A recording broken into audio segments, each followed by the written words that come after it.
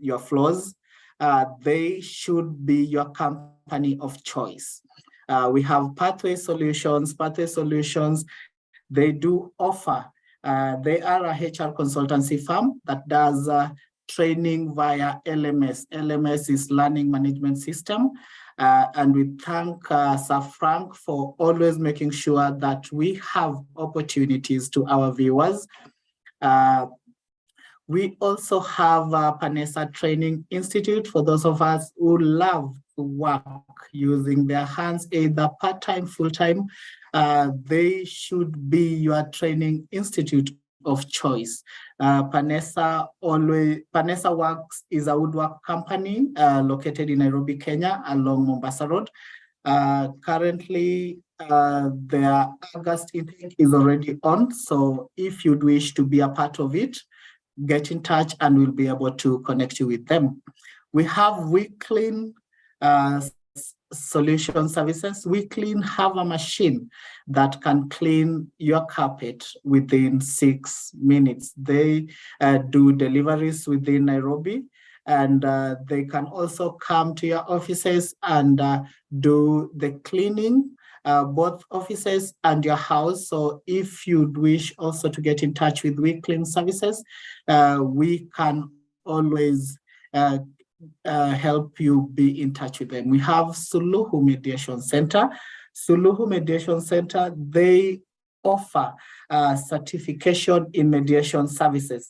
They have flexible classes. They have both virtual, physical, Saturday, and LMS system as well. So if you'd wish to get a mediation certificate, Suluhu Mediation Center should be your institution of choice. We have Kapula Mintito. Kapula Mintito offer Mapochopocho from Kenyan coastal region. They have Mabuyu, they have Kadasha. So if you love these Mapochopocho and you don't have, or you don't have access to them, they also do deliveries. You can always get in touch and we'll be able to link you up so that you can get your Mapochopocho in time wherever you are. We have Profiles International. Profile International is the only institution that offers a GENOS, that is Emotional Intelligence Certification. They do psychometric test, and actually this coming Saturday, as you're going to see in the flyer, this coming Monday on the 28th, they have a training, a free training that if you have an opportunity, you should be able to attend and also get to learn from them. They also have an offer for the DISC personality test. That is for all our viewers. If you wish to do your DISC personality test, kindly, we will be very happy to connect you with them. We have Elsa Mea. Elsa Mea is a hotel located in Naivasha. Their ambience, their food, and the rates they offer, believe you me, it's out of this world. We have SN Park Limited and Steadfast Quality Solutions. Steadfast Quality Solutions is they are our HR and PR consultants in Uganda. And we thank Herbert Zake for always making sure that from Uganda, we are accessible and we are able to reach a great number of people. We also have, last but not least, Labor Planet. Labor Planet, as the name suggests, is a human capital and HR firm. They also help with human resources work. As I had mentioned, we have Profiles International have a masterclass on developing a cohesive team. This one is a free webinar that is going to happen on the 28th, this coming Monday, from 6:30 p.m. to 8:30. And as you can see, we have a very, very great team that is going to offer this training. Today's topic is brought to us by none other than David Mutaka. David Mutaka is going to guide us through developing a human resource strategy. As we spoke last week, many of us had questions. Many team leaders had questions on how to develop a human resource strategy within our workspaces. I'll give this opportunity, therefore, to Mr. David Mutaka, who is the head of people and culture at Stanbic Bank Uganda, to guide us through. Mr. David, the floor is yours. All right. Thank you, Kevin. Good evening. How are you doing? We are doing great. We are doing great. Okay, how are you? Just confirming that you can hear me. Yes, we can hear you loud and clear. Fantastic. So thank you for the opportunity to be on this great platform. And thank you to Grace and your team. I think what you do is commendable in terms of just developing skills and creating networks. So it's a real privilege and honor for me to be here. As you've said, my name is David Mutaka. I've been practicing HR, what we call people and culture at Stanbic, for close to, I want to say 20 years. But in Stanbic, just over 13 years, and in this role as the head of people and culture for the last 3 years.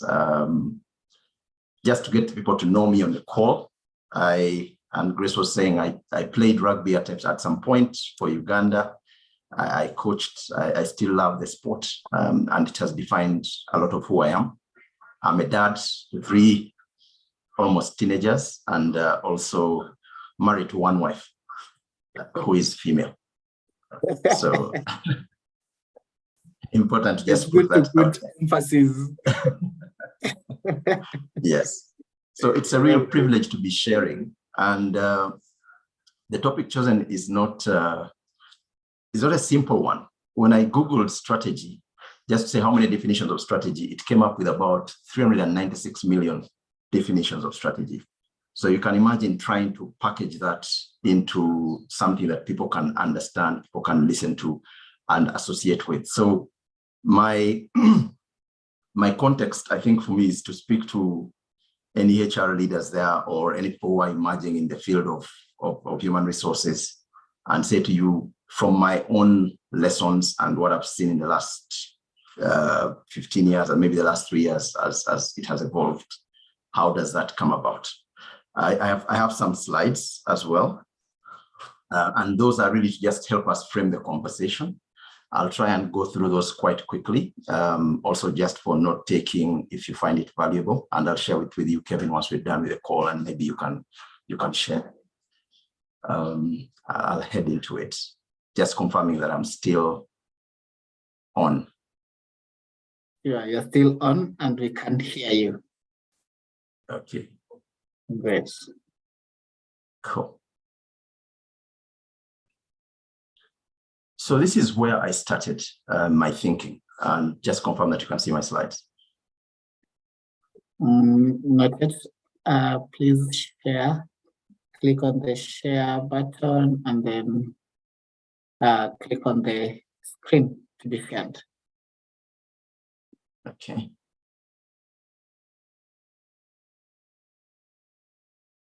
Let me see. Share. Oh, yes, here it is. Perfect. Yes, we can see your screen. Okay, I'm too used to Teams, so you forgive me. Zoom does totally make sense. So yeah, I thought I'd start here. And why here? I think in the context of a HR professional, sometimes you struggle with your own identity. Why do I exist? It's a topic almost everyone has an opinion on.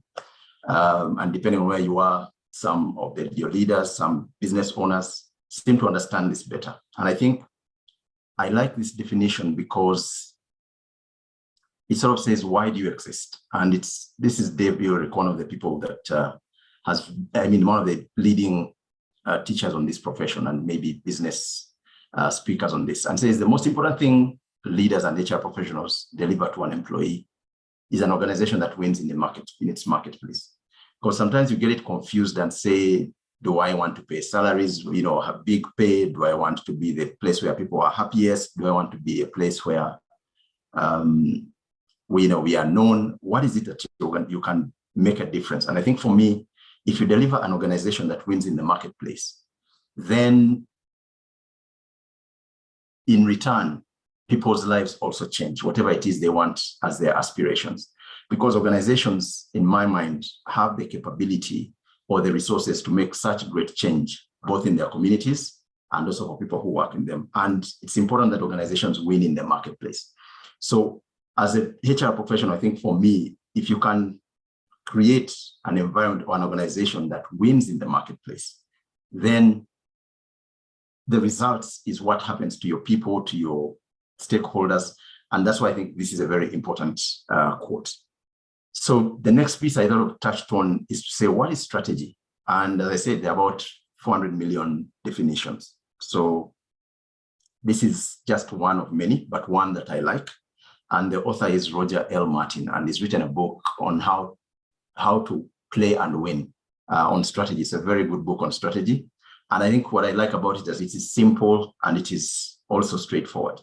So it's not a long planning document. It's a set of interrelated and powerful choices that positions the organization to win. So whether that is, if you are an MBA student and you have many better ones, I think we can discuss maybe afterwards or whatever, but I think interrelated and powerful choices that differentiate you from the market and position you to win. And that's sort of, if we take that as a working definition, how do we then move forward? So how do we make powerful choices? And that's my next slide.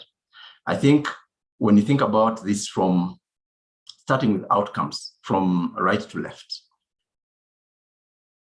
the first set of responses or choices is something happens. Let's say you say your sales are dropping. You react. You say, look, we need to fire a few salespeople. Your sales are dropping. We need to do more training. Your sales are dropping. HR is not doing their job. And the actions is the first stage of thinking. You react. You sort of take an in-the-moment tactical response and say, look, how we'll increase our sales is X. Or maybe our customer service has gotten better. How do you react? And that's the first stage of decision making. The second stage is to sort of say, but what are the underlying assumptions that cause us to do this? How did we organize ourselves that we have only 10 salespeople? What are the systems, programs, rules, performance metrics, and how are those influencing the action we took and hence the outcomes we have? And I think that's the second stage of decision making, and you'll see those. Now, strategy in my mind and the next stage of decision making is the triple loop learning. And this is a framework borrowed from Chris Gairis, and he talks about triple loop learning. And I think why it's important for me, again, for professionals like ourselves, is how do we think about how we solve problems. Now, triple loop learning says, I've seen the action, I've framed it, but am I understanding the context? Am I understanding the real change I'm trying to make here? And it talks about transforming. So it starts with your why. Why now? Or why am I existing? What do I really want to have as an impact? Why am I here? Which comes to your vision. So your mission. And what would I like to see happen? Your vision. What do I truly believe in? What's the difference I'm trying to make? And that will then talk to your culture, your agreements, your policies.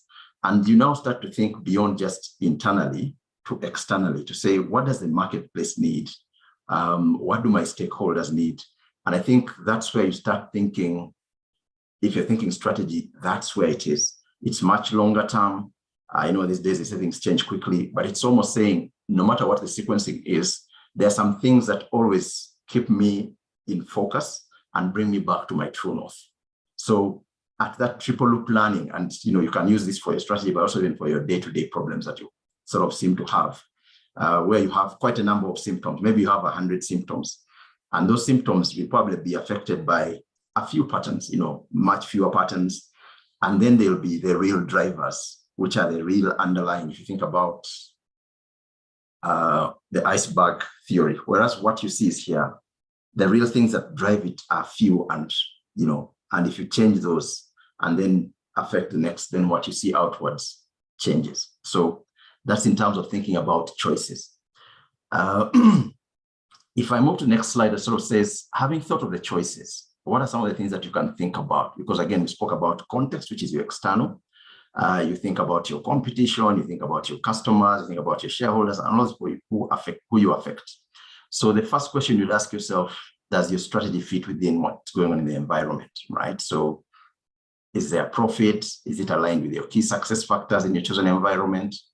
Does it exploit your key resources, what you're good at?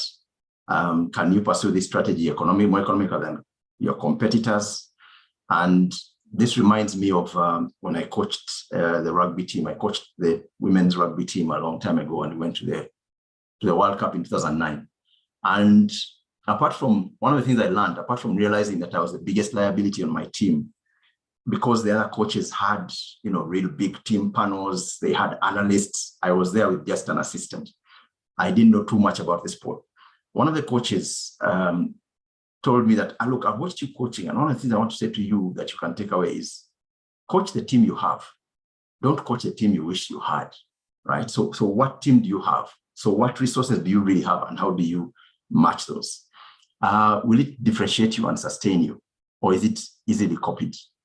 Are the elements of your strategy internally consistent, right? So the choices you've made, and this is copied from the strategy diamond, for those of you who want to read on, where you will play, how you will deliver it, how you will differentiate yourself, how you will sequence it, and what economic logic it leads to, whether it's low cost, whether it is premium, and do they fit together, and do they mutually reinforce each other?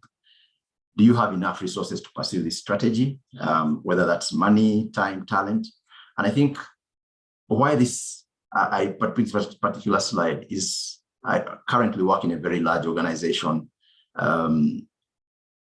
probably have more resources than many other organizations, but there are people starting in a small organization, or maybe just even starting your own business. These same questions still apply. So instead of saying I have to be like this big organization, say, instead of being a Goliath, if I'm going to be a David, what are my resources? Is it the small stones, or is it the shield? What are those things that I'll use? Are you not spreading yourself too thin in the, trying to fit others? As I said, coach the team you have, use the resources you have.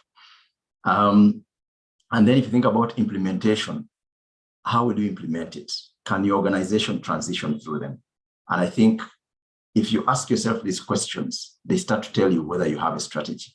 And whereas the word strategy, as I said, is overused, whatever it is that you have on paper around the choices you've made for your organization, you can even test it using these same questions.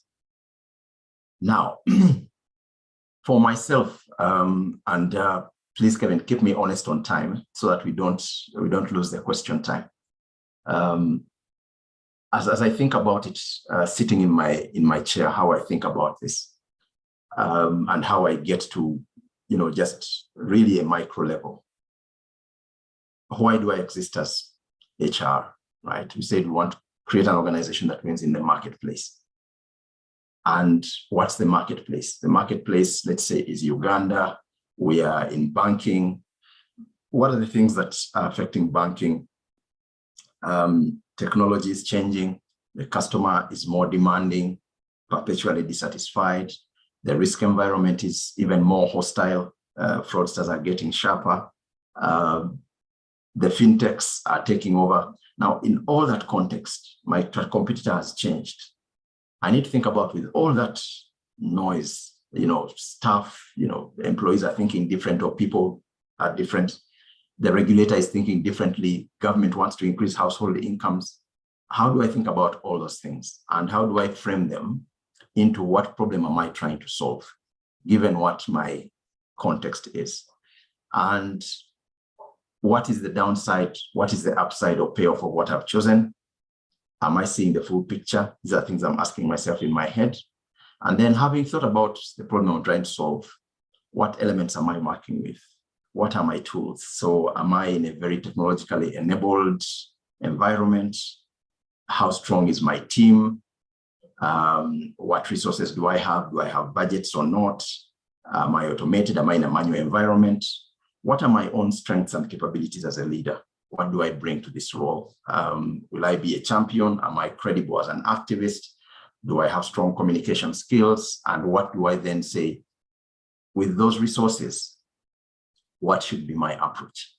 Or how do I sequence the things I need to sequence? And one of the things that I sort of have for myself or have learned, and it's not a universal truth, I think up to 90% of the things you try and do should be the things that you've tried and tested, the things that are putting bread on the table, right? Too many times we rush into innovation, we rush into new ideas and forget what has brought us to where we are. We are quick to discard the old and say, no, now this is a new trending thing. But if you sort of start working with the base that you have that gives you the license to try new things, then you sort of think about what's the 10% to innovate. And maybe that can go to 80-20. For me, it's a bit more conservative. And maybe it's because of the nature of the organization I'm in. If maybe I was really a startup, it would be the reverse, because I don't have enough history to maybe build on what I'm doing. But I think what you've done in the past buys you credibility or gives you a license to operate and try new things.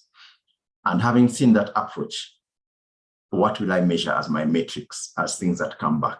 Do they tie back to the problem I'm trying to solve? Do they tie back to my approach? Do they tie back to my resources and tools? And do they then tie back to what I think my contribution is? And while the arrows are both sided, I don't think there's any place to start. It can go either way. And both things sort of say, am I measuring the right thing? Hence, do I change my approach, or is it vice versa? What's broken? And I think it's a continuous process that sort of say, what do I tweak and what do I go about it? So I thought I'd bring a practical example just to land it. And if I think about HR, I think the slide that I'm sharing is a sort of a conceptual framework of how you sort of would land this and say, if you think about the people journey and the moments of truth from attraction post-exit, how are you attracting people? What's your brand? What are you selling them? You know, maybe we are the newest, most shiny company that's going to transform Africa. Maybe we are, you know, you will learn a lot, you will, you know, whatever it is, that brand. And that's why I think for me, winning in the market was so important. That brand that you sort of put out there that says, come. Maybe we have great leaders. Maybe we are doing very creative things. Maybe our environment is so cool. And then how do we recruit? What's the cost of recruitment? Do we use LinkedIn? Do we use partners like Atara? Do we use the papers? You know, and what's that experience like? And understanding that all these tie to each other, because and that's why the great employee experiences are across. Every piece of that journey affects a human being, and how that human being tells another affects the rest. So across that value chain, you're thinking, how good is my employee experience? Your aspiration is really to create a great employee experience. So before they join you, what are you doing? How are you helping them land in a way that they will be active on day one? They'll understand, they'll answer as many questions as possible. They'll know how to navigate.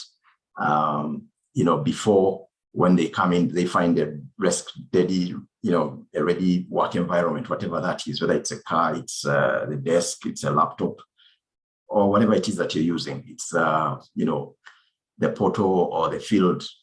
And then how do you integrate them into what already exists? How do you define performance? And a lot of that has to do with organizational culture and alignment.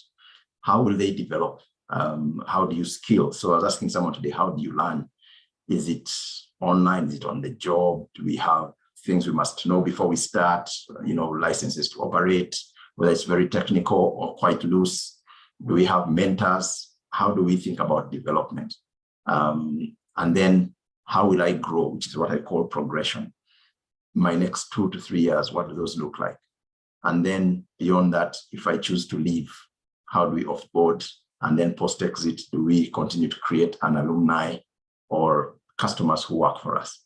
So that's really the employee journey. Now, if you think about that employee journey and say, given that employee journey and where I am in my context, whether I am a startup or an organization that's like ours, 160 years old, and it's quite strong in the market, what are those things you think about? And in my mind, having thought about that, and if you think about the things that we've said before, and said if we think at the level of context and the triple loop, what are the themes that are emerging for us, right? And so across that journey, are we creating a great employee experience? And if we are not, how do we aspire to that? Along that employee experience, are we creating an organization or a culture that sort of fuses to link to what the organization wants, to whether it is for us to be really competitive, really creative, or really customer-centric? What are the things we are doing that will drive that organizational culture and alignment? Culture and leaders, you can't be separated, right? So the leaders drive the culture. And I think if I think about my chief executive, she says leadership is the number one transformation tool. Someone else says nothing happens naturally apart from chaos, friction, and something else without leadership. So leadership, how effective are your leaders? Who are your leaders? Are they one or two? If you think about some of the great organizations that offer great service, you'll almost see there's someone who makes the decision that says, what are these? There's someone who creates more leaders and says, all of us are leaders. And that element sort of says whether that leadership is in a human being or it's a capability you spread across, that says things are clear, how we choose, I think affects the culture quite significantly, and hence a theme that I'd think about. And then finally, am I keeping my good people, right? So across all these things, it's great to have a great employee experience, but if the people are continuing, to leave when you train them, then you can't sustain, you can't do the long term. And hence retention, especially with good people, is a big part of how you continue to perform for today and continue to win in the marketplace for tomorrow. So having thought about those as themes, as an example, as 4 themes, the next thing is around priorities, what you want to affect on the stakeholders. For example, for customers, what do you want for them? What would be the employee experience? How would you define it? And an example is we've been doing some visits into the branches and or the front line. And some of the things that we've discovered is some of the things we measure, maybe like how many accounts are opened, may not necessarily drive customer experience. So some of these are how many accounts were opened today. The customer values the conversation more than the accounts opened. The customer may value speed over that. The customer may value personalization over the account opened. So how do you make sure that those things are not lost for the customer? And if some of those things. For the employee, what do they find value in? Where are they in their life cycle? If they are, in their 20s, in their 30s, in their 40s, in their 50s, what does that look like? If they are male, female, if they are managers of managers, or if they are starting out in their career, what do they want from the organization? How do they see their fate tied to your organization? Then the franchise itself, the organization you're building, how are you serving it? And how are you building systems and structures that allow it to be a nice, tangible or intangible asset? And one of the things I tell people is, if you are to sell it now, if you say, look, this is my organization and I want to put it on the market, how much money would you get for it? So your ability to continue to improve, repeat what you're doing, to differentiate, to make it unique, and then say scale it is a key part that people, sometimes if you don't see how are we adding value to this organization. Tomorrow, will it be, if I think about the share price, will it be more valuable, right? The shareholders, our dividends, our profitability, very important part. The environment, social and governance, right? As I said, the government, for example, in Uganda, and Kevin, you in Kenya, I don't know what the new government is pushing, but for Uganda, one of the things that is part of the NPA, or National Planning Authority's mandate, NPA 3, is to increase household incomes. How are you doing that in your environment?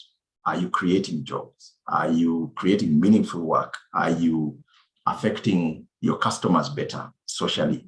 Are you doing things that do not hurt the environment? And if you think about governance, are you acting in an ethical manner, in a way that you're not abusing power? So are all those things tied together? I think for me, they start to define your priorities, because each of those stakeholders has a value point and within a set time limit. So what should be your priority in this moment that then talks to the key themes that you're talking about up there? I think, again, thinking choices, it starts to sort of narrow down to say, these are the priorities I'm focusing on. But one of the questions that people ask, you're doing that so that what, right? I'm doing this so that the employee experience improves and the employee experience affects the customer experience. I'm doing this so that, everyone has an aligned focus and understands that they find their work easy to do. There's transparency, there's a common understanding, it removes intrigue, there's, psychological safety. Why are we doing that? We're trying to improve our leadership effectiveness. And so that's the linkage. Sometimes you sort of say, why are you doing this? So you're doing this so that what, right? I think that's a good question. So you're doing it so that what? What will change? And that takes me to my last slide. So if I think about the things I've spoken about and say, if you look at those metrics, and I've called them key performance indicators, let's call them possible, possible data points that you'd say, if I look at my headcount, my customer score, however I measure that, how much money I'm making in terms of revenue, my staff costs, whether those are in, my risks and what I'm losing, my profit after tax, if I'm thinking about shareholder value. What are some of the things that we're thinking about that might affect that? So if I think about headcount, and as many of the people in HR will know, it's a hot topic. When headcount grows, shareholders, managers get nervous, right? So when you think about headcount, how aligned is it to your priority areas, your biggest areas of impact, the places that drive real value? Is it allocated to where maybe you see areas of growth? How will you close resourcing gaps around that? How do you think about maybe where you should transfer some resources? Are your best people in the right places? And I think for me, that's where you start to sort of say, based on that, what decisions should I make? If you think about your customer score, which you call the Net Promoter Score, or your customer experience, customer service index, what does it look like? Does it link to your employee experience? Someone said your customer experience cannot exceed your employee experience. So if your employee experience is not as good, your customer experience is probably going to suffer.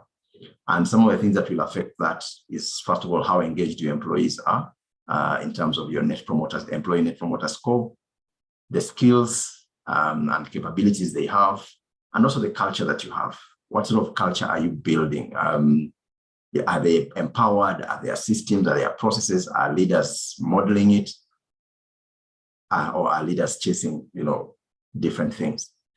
If you think about revenue and link it back to staff productivity, how much are staff producing? So if you think about revenue per staff as a number, are leaders effectively seeing that and saying, you know what, based on the team, are we winning and losing? How am I moving people around? How am I seeing people who need help? How am I seeing where my new people are? Are they clear? And so that starts to tell you from tactics to assumptions, again, going back to say, maybe it's a new team and we should give it time. And this will take about a year to turn around. If I think about staff costs and whether they're growing, if they are growing, how do you explain them? Are you driving engagement? Are you creating clarity? Are you building a great employee experience? So hence we've invested in technology, we've invested maybe in rewards, we've invested in new benefits, and we expect that this will drive our Net Promoter Score, which should drive our customer score. If I think about the risk environment and losses, your culture, your alignment, how are people behaving? Are you able to monitor that? Are people abusing power? Is there, are people speaking up? Are leaders modeling? And hence what, some of the things that are emerging there and what could you do about it? And then, of course, finally, shareholder value, profit after tax, that drives dividends. So what's your performance management like? And that's a conversation we can have. Does it work? Is it something you should change? Is it automated? Is it manual? Do people understand it? Is it fair? Is it transparent? I don't know. And then, of course, you'd almost have an indicator if you're talking to your shareholders or to people and say, where are we? Have we moved? We like colors in banking, red, amber, green. And it's to say, if it's red, you're in trouble and we need to move it forward.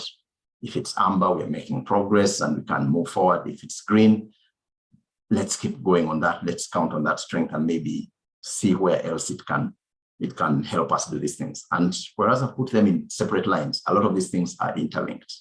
And that's why the definition of an integrated set of powerful choices, right? So what are you choosing? And I think for me, that starts to define your strategy. And this is how you then demonstrate or check back again, if you look at the matrix and say, are these things giving me the results I wanted? Who do I need on the team? Who do I need to collaborate with? Where do I need to do more advocacy? Who do I need to bring into the picture? Because you can't win alone. Who are my partners? And I think, Kevin, I'll pause there so that we can have a conversation. David, I have a question. This is really, really quite interesting. This is Grace. And yes, you guys, we need to have a conversation with you physically. You need to teach our people some of these things.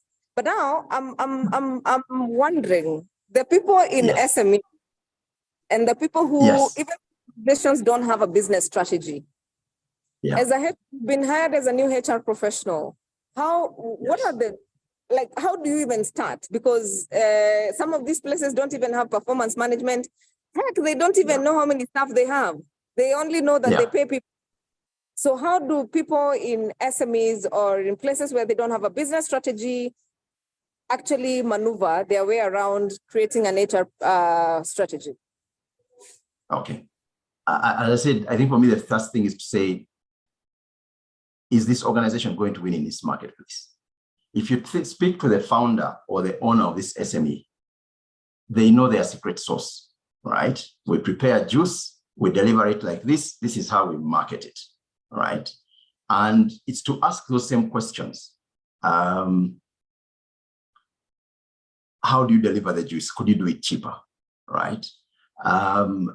Who is the person who helps deliver this juice? Does it matter if some people have borders in Uganda are quite popular.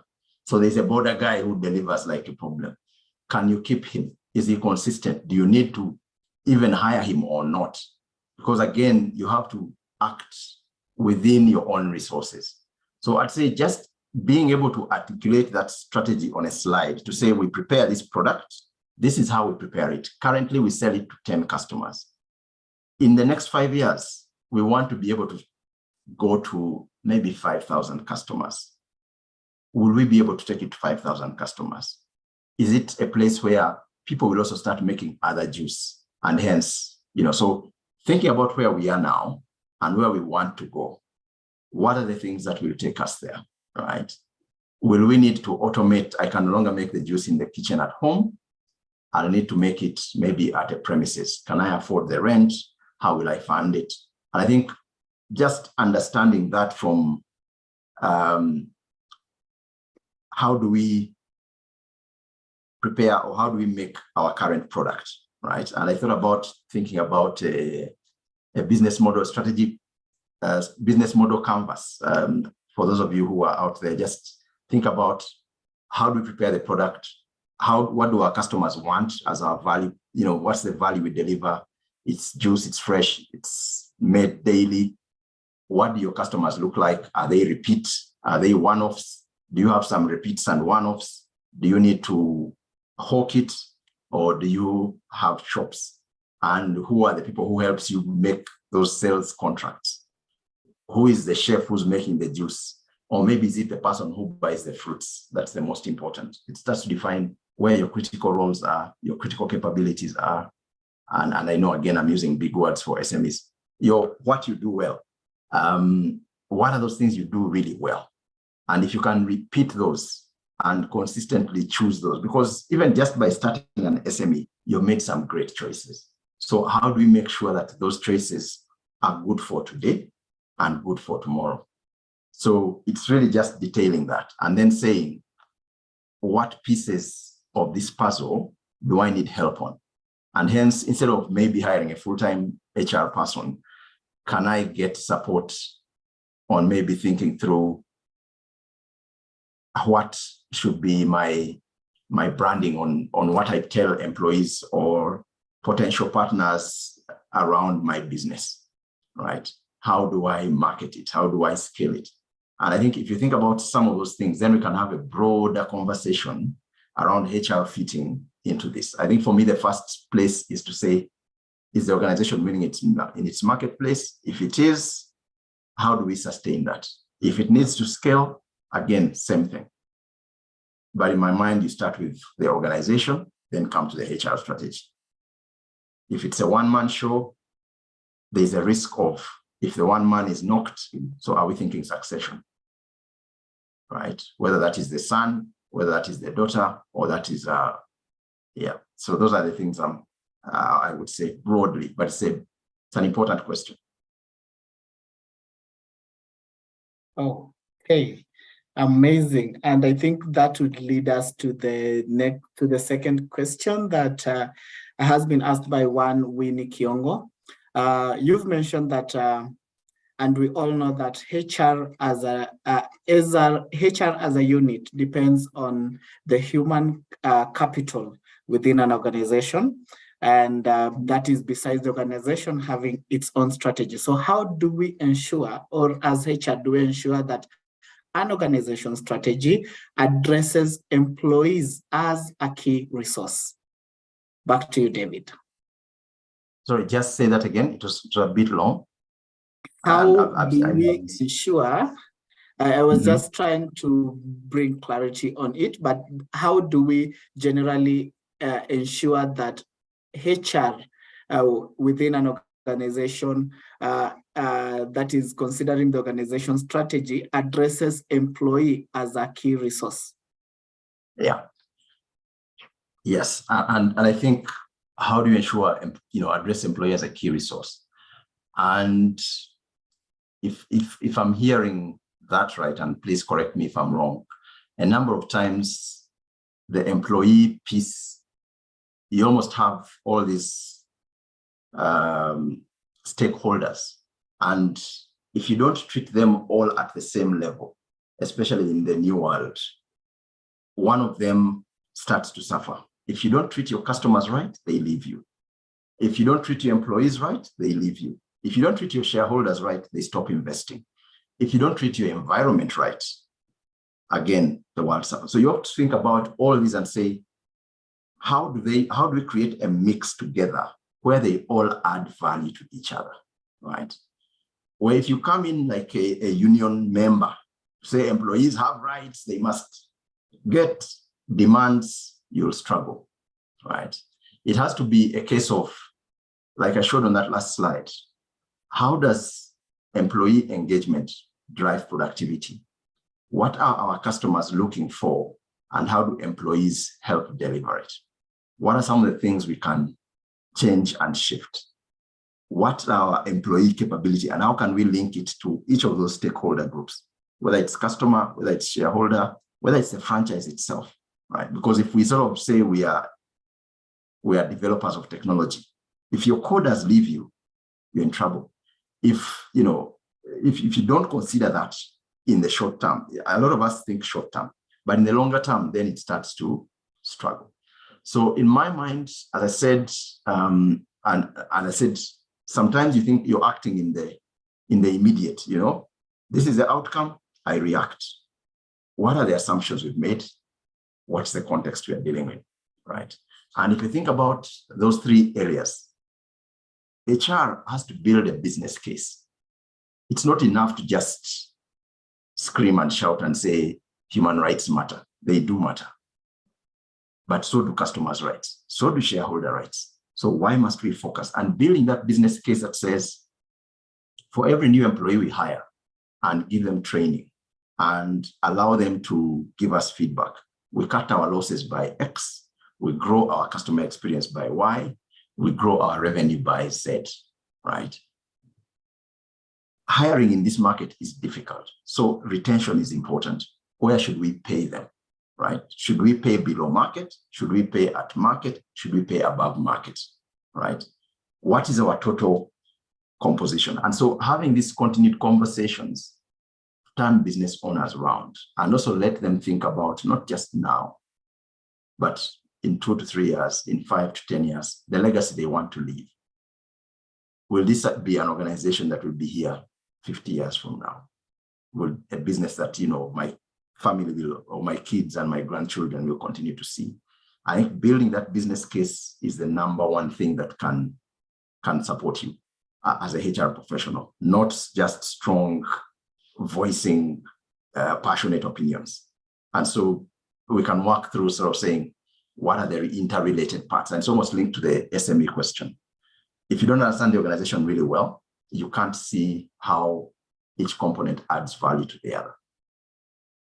Right. Yeah. Great. I believe that question has been clearly answered. On to the next question. Having mentioned that as HRs, we need to understand the organization, where it's going, and just to find a way of bringing the stakeholders, employees, and also the business strategy in line. How then do we as HRs, or even managers who are playing the HR role, that is for those big organizations, make sure, or how do they ensure that both the business strategy and the HR strategy align? Yeah. Back to you, David. Sure. So how do the strategies align, right? So yes. It's understanding, how do we make money? Or why are we here? Even before how we make money, I think for me, it starts with, why are we here? Right? Why do we exist? And whereas more sophisticated organizations have written their purposes, mission statements on paper, when you go and check that against what they're doing, you find some disconnectedness. If you can answer the question, why do we exist? Then we can always come back. You say, just like going to a forest. If you get lost, how do you come back to your true north? Why do we exist? Who are our customers? What will happen will they miss us if we're not here? Because then that also defines your money-making model, right? If it is not clear how you're making money, or how you continue to exist, or how you continue to do that, then that affects it. If you're an NGO, how do you add value to your funders, as an example? Does your mission address the need?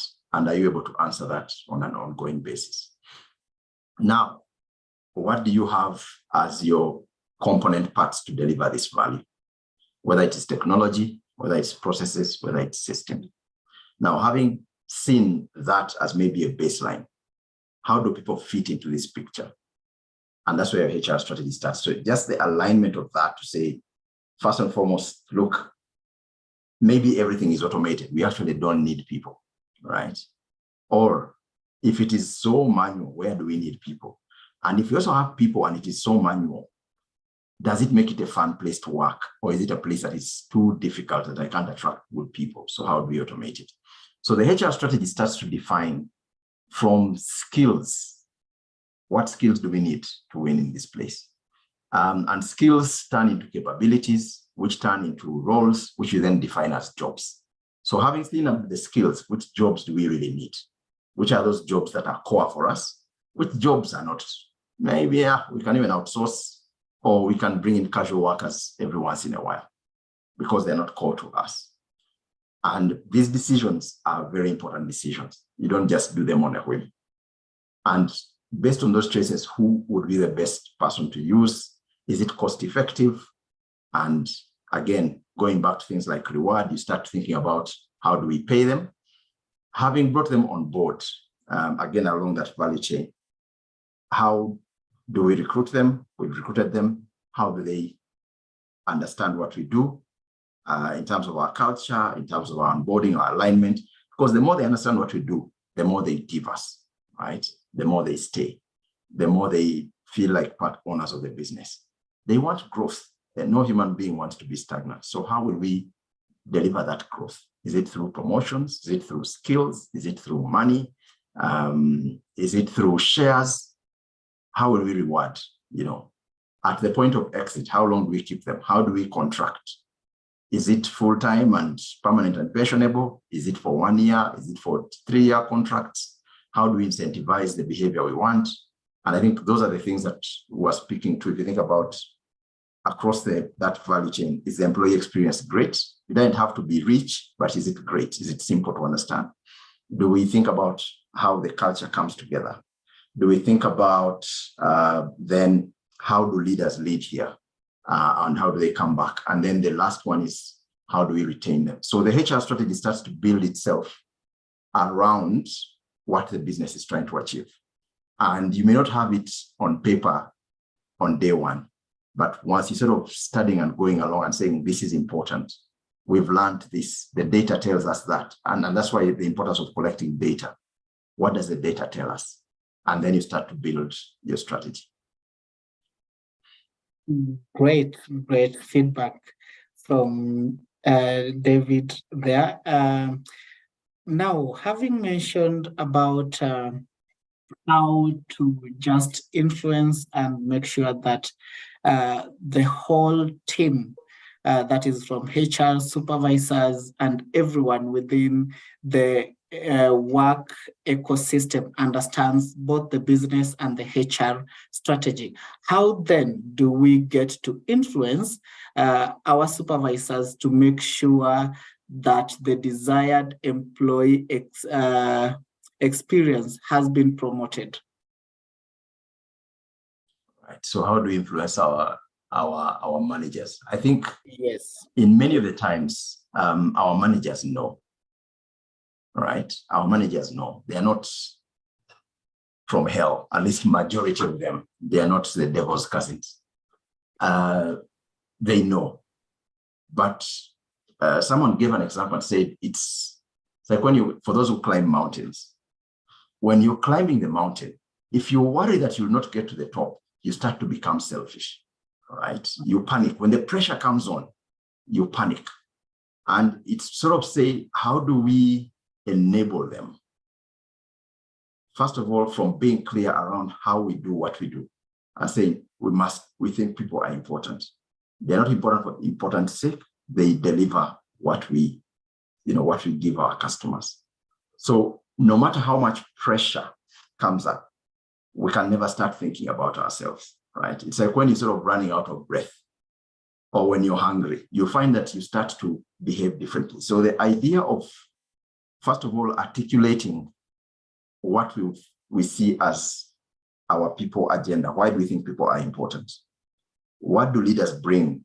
Leaders bring clarity in terms of the strategy, how they lead the people in terms of clarity and making sure we have alignment, and then also how they demonstrate that, right? So sometimes you want to be command and control, you don't have the patience, again, you're panicking that you won't reach the top. So how do we create environments? Because our leaders are also led by other leaders. So across that value chain, in my mind, which leader groups do you need to start with? What we've done, for example, at Stanbic, there's an intervention per layer. So what do we do with our country leadership team? What do we do with the number twos and those micro teams? What do we do with, maybe branch managers? What do we do for supervisors and leaders? And how do we make sure that this value chain works, right? And I don't know how big your organization is or how small it is to understand that, look, this is what happens. Secondly, skills, right? So what's the number one in an increasingly human world? I think conversations are highly underrated. Do we listen to understand? Do we speak in a way that is not equivocal, that is clear? Do we observe to see, do we model behavior beyond just communicating with our mouths? And I think a few of these skills don't come natural to us. So I was telling someone, some of us who went to schools like Namiliango, half the time you are hustling, you are fumbling. It's how you are raised. And you need some skills that say, this is how we behave here. This is how you greet people. This is how you show respect, right? This is how you demonstrate X. Do we have tools and systems that say, this is an enabling tool, right? So it's not just to wish it, build it in. And if you look at that, if I think about that Chris Agaris 3-loop learning, you start thinking about what are your processes, what are your systems, what do we repeat, how often do we repeat it, what do we punish? You know, I think with that, you start to sequence it that way, from intent to application. Great. Just if you allow, let me remind us that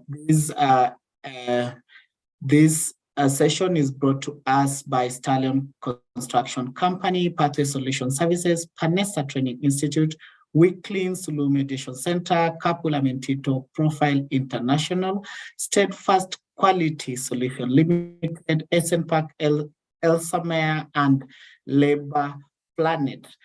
Mr.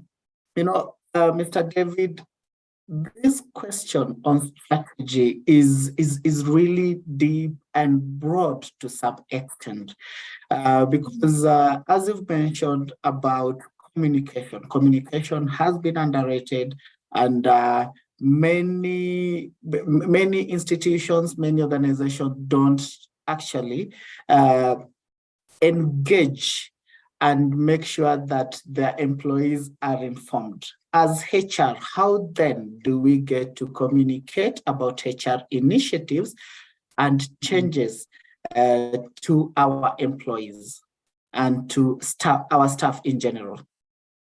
Okay. If there's an area I'm struggling, it is that one, right? In the spirit of transparency, right? So communication is hard, because just getting the things done is an effort in itself. And sometimes you talk about it and then don't do it. So the balance is really, really hard. I think, and hence I'm admitting that I'm not the best person to answer this question, but I'll give it a try. I think, one, building routines around when do we communicate, what do we communicate, who do we use to communicate, what do they communicate, right? So your chief executive or your founder, if you have, is a very great source of influence. Your influencers communicate a lot, you know, they're the ones who talk around the water cooler. Do you know them? If you have, a written format, when do you send it? What are the best times to do that? What are things that people will read? Do you have a social media plan? The young people these days don't want anything beyond 40 words. So if you write speeches, they don't read them. What are the things that they must know? So for example, for us in banks, compliance and regulation can lose your license. So it's not optional knowledge.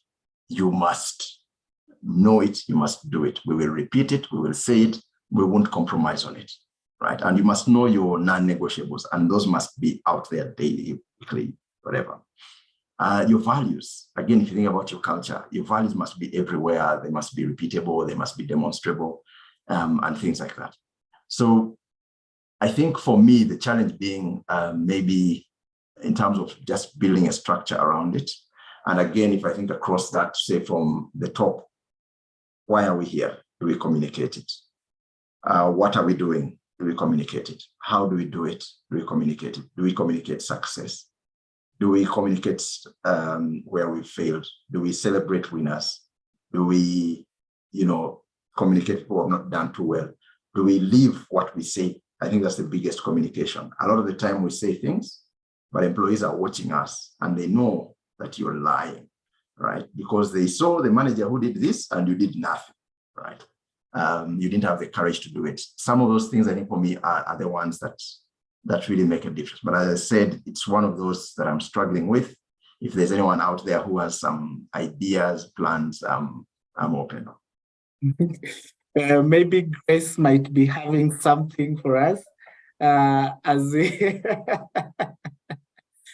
yeah, as we wait for her to comment on that. There is a question here that has really been asked by a number of people. In an organization where the payroll is high, and this one actually comes in those organizations, maybe SMEs where you'll find the board of directors or even the top most directors are the ones who have most say in terms of hiring and so on and so forth. How then do we manage stakeholders who employ high cost experts? Because you'll find that then it becomes a problem to maintain the experts. Yes. Yeah. I'd go back to your staff costs and say, can I tie them back to, we talk about revenue per staff, but there are many productivity measures. So we may have some experts where it is the only man who can operate the machine. If you think about the oil and gas that we're trying to refine in Tilenga right now, no Ugandan can do it. So it will cost us that.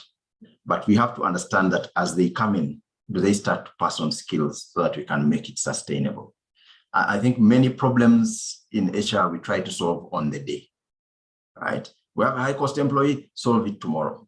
Yeah, there are many linked things. So maybe the skills are scarce, but if they are not scarce, we must start to demonstrate. And I think for me, that's where, if you're going to go to a forum, how do you start to highlight your burning spots? And if I could share that last slide, in terms of thinking about the things that you want to talk about, why must you speak? Because sometimes you say we want a seat at the table, and at the table we will speak. But if you sort of say, if these fires that I put here, if these are our hotspots, our headcount is high. Why is it high? I think, look, this is what's happening. Maybe our staff costs are running out of hand, right? If I look at the staff costs, 50% are driven by these two people, right? Our productivity is dropping. If I look at our revenue sales, or we have not been able to deliver on our contracts and projects that we're supposed to deliver on. So what's the point of paying for this cost, right? How do you get them to do more? How do you share with them the numbers themselves, right? So I think there are many influence levers, and the ability to stay composed and not personalize it. I think sometimes we get to, it's almost like when you've been in an abusive relationship or a racial situation. Every time you see a white person, or if you're black and white, you sort of lose it. But it's the ability to stay balanced so that you communicate powerfully. You use data. You find out, again, why did we start this company? How do we reinforce that message? What were our dreams? Are we still achieving those? And the ability to step back and tell that story and say, look, over time, can I change it? And that's why strategy is not for today. If you're thinking about tactics, that's not strategy. It helps strategy, but it is, again, if I go back to this slide, it's here, right? So single loop, you're reacting. You're responding to just today's thing. This happened, I found out, I want to solve it. You have to think about what have you done in the past that has led you to this situation. And then going back to the state of where did we start and what did we think about? And being able to articulate that will enable you to shift that over time. Hopefully the organization does not die before you get there. Sometimes organizations need to die, and you also need to accept that. So I've had line managers where you couldn't change them. And I think sometimes you just have to accept that, look, God gave you certain abilities and maybe this is not it. Great. Very insightful. We have a hand that has been raised by Alex Karakuza. Alex, I've allowed you to speak. As we wait for Alex to speak, there is a question here. Question touching on adaptability. You mentioned about making sure that our business environment, to make sure that the strategies we have in place can be able to sustain our businesses for longer. So as HRs and people who develop this strategy, how then do we remain adaptable to the changing business environments and needs? Back to you, David. Good. I think it's a big one. And the first way I'd say is don't sit in your office, right? A lot of us enjoy these big offices, as you can see mine is. You want AC, you stay here, you sign things, and you miss what's going on outside in the world. So it's important to keep yourself informed. You're a business leader in a HR role. So what's the environment saying? So for example, recently the central bank dropped its, the central bank lending rate. If I think about when they talk about our customer scores and they have reduced or, they have gone down or they have gone up, do I go to the branch and see what's happening there? Do I go to some of my delivery centers and let's say, look at my business banking relationship managers or my corporate relationship managers? Do I get insights where people just, where people talk to you like you are at if it's a Swahili word, I think you are in the local, right? And they tell you what's going on. They tell you the truth, not what you want to hear, right? If you talk to your fellow HR colleagues, I have some great networks and people, tell me, look, this is what we are thinking. This is what we're experiencing. We go on some customer visits, see what's in the environment. And also listen to your business leaders. A lot of the times we go into these sessions, and that's why I talked about listening. You go to a country leadership meeting and you're just waiting for your turn to speak. Everything else is passing, you're busy revising your presentation.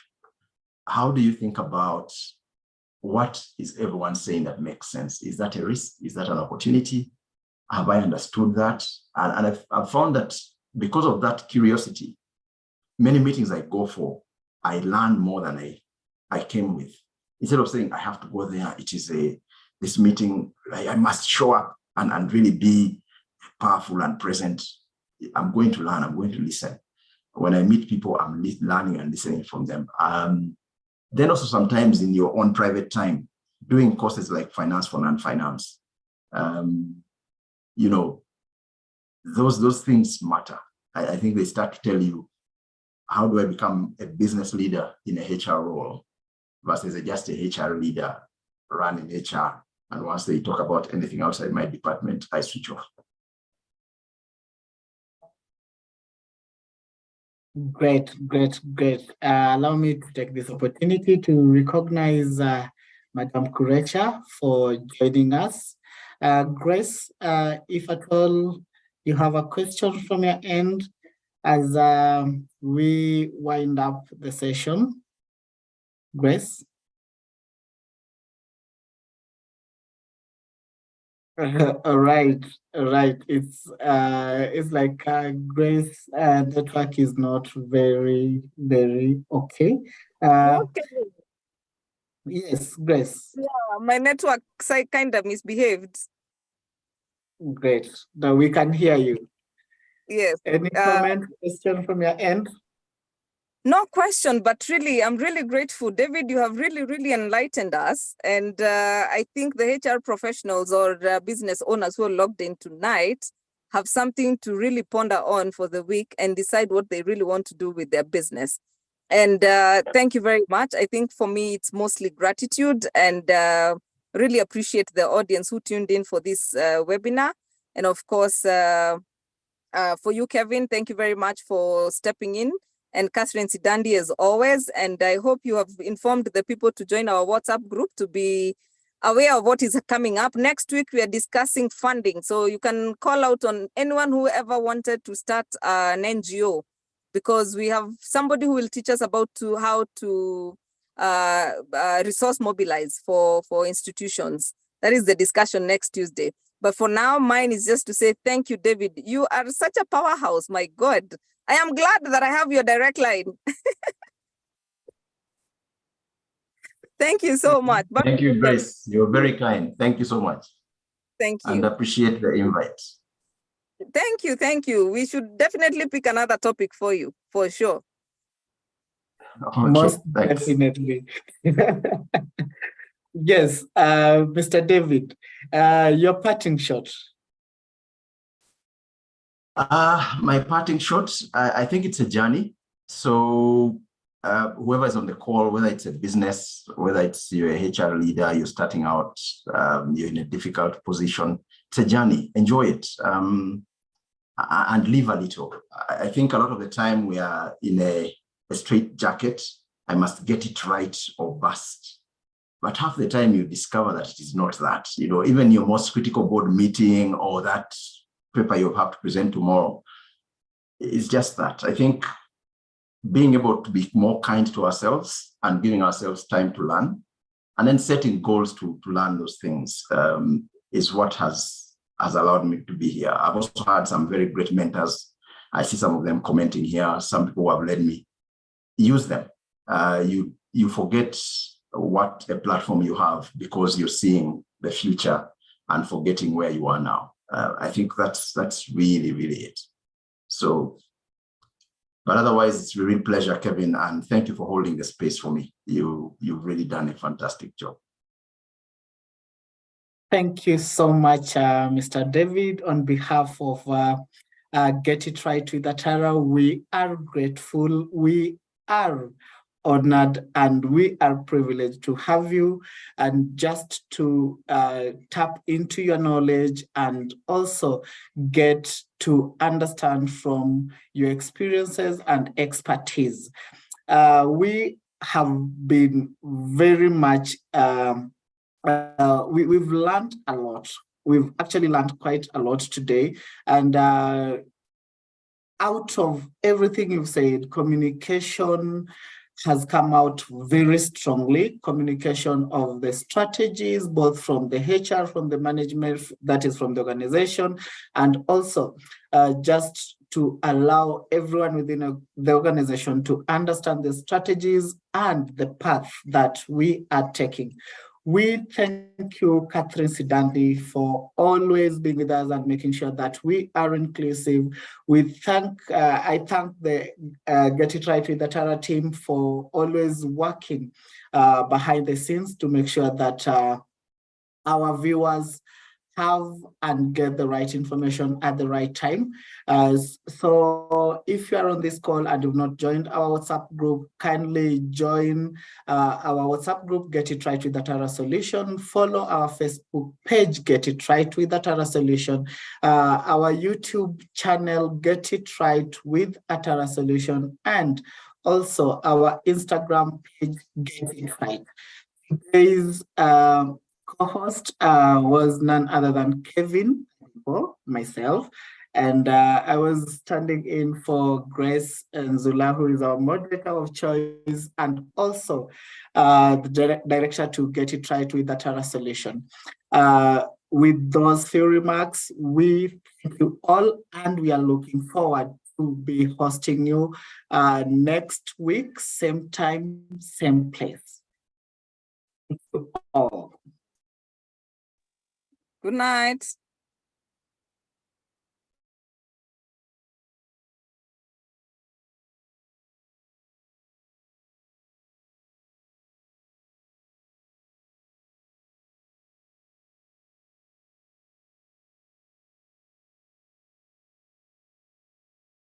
There are clouds in the sky, you get by. If you smile through your fear and sorrow, smile and maybe tomorrow you'll see the sun come shining through for you. Light up your face with gladness, hide every trace of sadness. Although a tear may be ever so near, That's the time you must keep on trying. Smile, what's the use of crying? You'll find that life is still worthwhile if you just smile.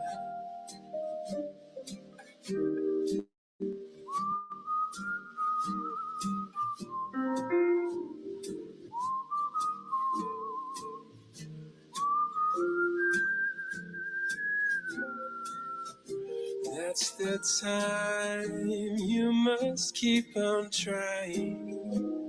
Smile, what's the use of crying? You'll find that life is still worthwhile if you just smile.